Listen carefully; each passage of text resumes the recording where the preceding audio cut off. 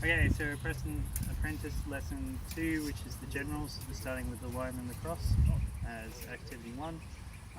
This has got two parts. We do it first with an obliging opponent to help set up the mechanics of the action that we're doing.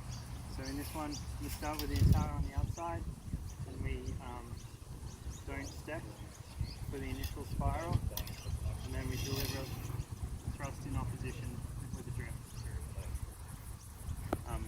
With a glide, so still pressure on the soil. It's important for the partner to provide enough resistance for this too, so if we get John up here, if I start doing this and he does larger disengages and I have to chase it way out, that's going to limit their development initially. So we want a nice crisp opposition so the blade doesn't go wild, and it allows me to practice the rotating.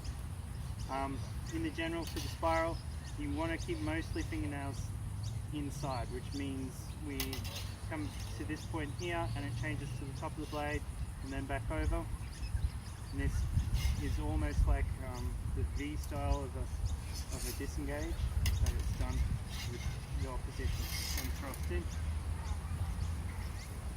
Okay, and the second activity, the opponent disengages as I take the Atajo. So once again, you've got to keep it nice and small. So if John does a really big disengage, it's going to make it much harder for me.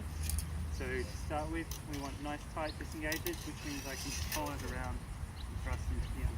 This sets the context of why we might just spiral rather than directly deliver, and it also starts them feeling the difference in the sentiment. So they've got to tell when their opponent starts that disengage and leaves the blade to know when they need to do that spiral.